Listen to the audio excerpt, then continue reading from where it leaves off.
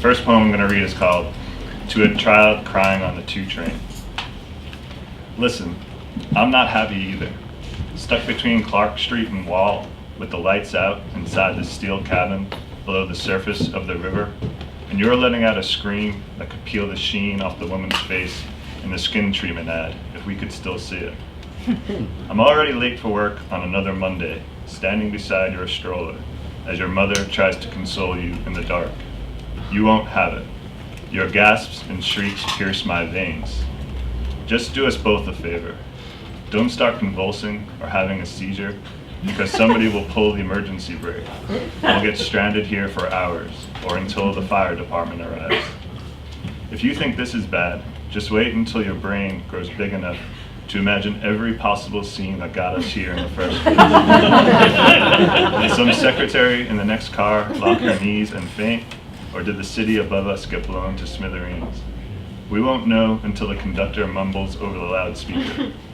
Believe me, you'll get stuck between stations 1,000 times without knowing what's ahead, besides total darkness. This is the world we live in, kid. You think you're the only one who wants to scream?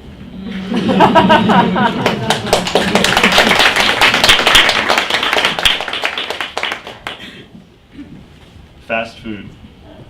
Freeze-dried grade D beef, calf ears, mule teeth, and other pieces rejected by the inspectors of grade C, plus the bones of rats ground down to dust after falling into the mix at the factory. My father and I sit in his Corolla in a McDonald's parking lot in 1990, eating quarter pounders with cheese. It's the end of a weekend after I stayed with him in Queens, and before he drives me home to Long Island through Howard Beach, where he'll point out the pizzeria where a kid got killed and tell me now that I'm 12, I have to look out for myself. We bite ketchup packets open and squeeze them onto yellow wax paper that cradles fries in our laps as we hold our burgers to our mouths like priests about to kiss the Eucharist. It's our ritual. Every other Sunday, we eat fast food, listen to the same sports radio show, and watch men fish in Jamaica Bay.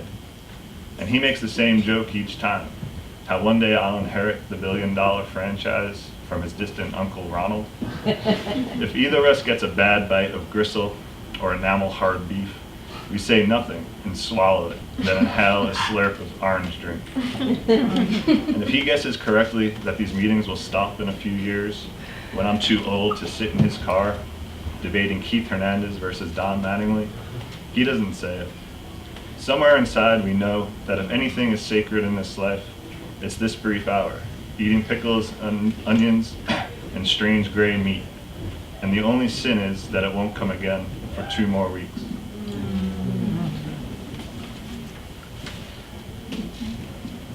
This is called My Father's Knights of Columbus, which are like those VA type halls that have a Catholic skew to them. Take these men seated along the dusty bar, drinking stale drafts at the members' rate, and still having baseball arguments from the century before. Would you take this crew across an ocean if you've been commissioned to discover a new world? Most haven't left Queens since the 70s, when they returned from a lost war, and have sat in these stools daily after retiring from the fire and police precincts of the city. See how they order a new beer with a flick of a thumb, or balance coasters across the mouths of their glasses when they go out to smoke, or buy each other empty shots set upside down, their tribe's code for a free round. Make no mistake, the place has a code. If you come here, bring a Post or Daily News, open to the horse racing section preferably, and never a Times. Don't appear too happy or ask anyone how he feels. If you're inclined in that wood paneled bar with a linoleum floor pitched to one side and 2 small windows caked with decades of dust, to feel bad for these men, scarred inside and out with alimony, Met seasons, Agent Orange, don't offer them your pity, which they'd never take.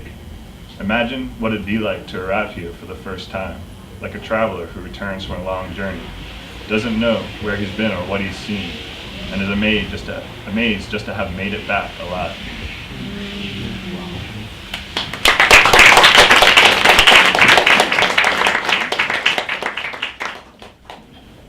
This is called A Boy Driving Home with His Father. No words to say as the night tide lifts off the bay and wafts into the car where the boy of 8 years old sits, strapped and buckled to the back seat. The beams from passing cars cut across his face, making his tears glow yellow and white as they fall in slow molten drips. No words to say now that his father told him he won't be moving home again after he and his mother have split for good. Now, this ferrying between two places, over a bridge that spans broad channel and connects a spit of beaches to the townlands, will become the way their lives will drift through the months and years ahead. The boy feels his soul float out the back windows into the strange cars blurring past. He imagines being someone else, a different kid, free from his family's scarred story. Or else he imagines living alone in the marsh trees growing on the road's shoulder that rise taller than the trucks that leave them swaying. He watches his father's hands guiding the wheel, though he can only see the edge of his face. He smells the mingled scents of money and aftershave, and for the first time in his life detests them. He doesn't need anyone, he thinks. The windshield feels like it's miles away as the night sky passes through the glass.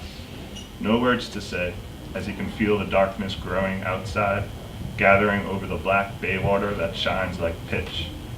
He can feel it swallow the spaces between their car and the ones he envies, until it spills into the metal hull where the boy and his father sit.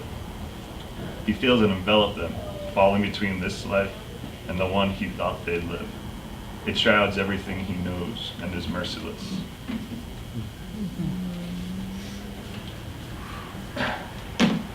This is called Something Crucial. A January in the 90s. I'm 16 or 17, and my father's performing the ritual of showing me his new car. A 4-door Corolla he bought used with 5,000 miles on the engine and just one missing hubcap. We're parked outside the apartment complex where he moved after he and my mother split 10 years before. He demonstrates the automatic seatbelts that slide into place upon shutting the doors, the electric locks and windows he controls with small switches in the driver's side console, even the trunk he can pop with the flip of a lever under his fake suede seat, saving the digital radio for last. I pretend to be interested, but would rather hear the seagulls scream outside the double-sealed windows, or lift my head through the sunroof and inhale the ocean air, because I'm getting too old for these visits, I think, though I don't say it to him, as he goes on about wiper fluid all the way to the Seaview Diner. At 16, you know nothing, except that you want to become anyone other than your father. You think you won't be stamped from the same metal, and will live a different life. You don't yet know how fast things will change. In 15 years, he'll bow into your black Saturn with creaking knees, spotted skin, and a poorly timed pulse. And though you'll want to tell him something crucial you never had, you'll show him the automatic ignition, the keypad locks, the GPS. He'll nod back, and you'll know he's not listening as the road keeps disappearing behind the car. That was it.